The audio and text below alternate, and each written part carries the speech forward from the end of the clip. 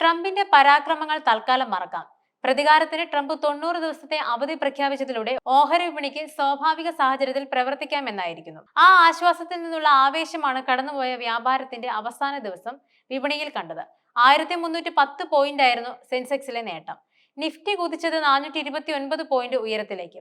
ഈ മാസത്തിന്റെ തുടക്കം മുതൽ ആശങ്കകളിലും ആഘാതത്തിലുമായിരുന്നിട്ടും ഇന്ത്യൻ വിപണിയുടേത് സുഭദ്രമായ അവസ്ഥയാണെന്നത് ആശ്വസിക്കാൻ വക നൽകുന്നു.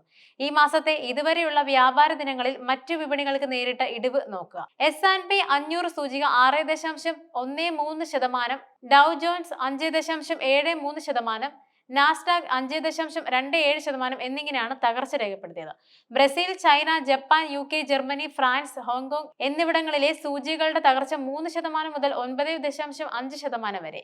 ഇന്ത്യയിലാകട്ടെ സെൻസെക്സിലെയും നിഫ്റ്റിയിലെയും ഇടിവ് 2.9% മാത്രം. എല്ലാ വ്യവസായിക മേഖലകളിൽ നിന്നുമുള്ള ഓഹരികൾ മുന്നേറ്റത്തിൽ പങ്കാളികളായെന്നതും ശ്രദ്ധേയം.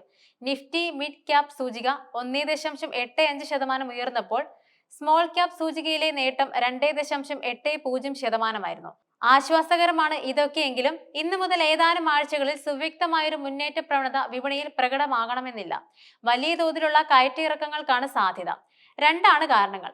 വിവിധ കമ്പനികൾ പ്രഖ്യാപിക്കുന്ന പ്രവർത്തന ഫലങ്ങൾ, ഫലപ്രഖ്യാപനങ്ങൾക്ക് മുന്നോടിയായുള്ള കണക്കുകൂട്ടലുകൾ.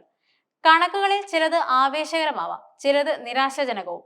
ചില കണക്കുകൂട്ടലുകൾ ഫലിക്കാം, ചിലത് പാളിപ്പോകാം. നിഫ്റ്റി 50 സൂചികയിലെ കമ്പനികളുടെ ജനുവരി-മാർച്ച് കാലയളവിലെ സഞ്ചിത അറ്റാദായം വാർഷികാടിസ്ഥാനത്തിൽ അത്ര മെച്ചമായിരുന്നിരിക്കാൻ ഇടയില്ലെന്ന ചില നിരീക്ഷകർ അനുമാനിക്കുന്നുണ്ട്. അനുമാനങ്ങളെ അതേപടി വിശ്വസിക്കാനാവില്ലെന്നതിൽ കാത്തിരുന്ന് കാണുകയേ മാർഗമുള്ളൂ.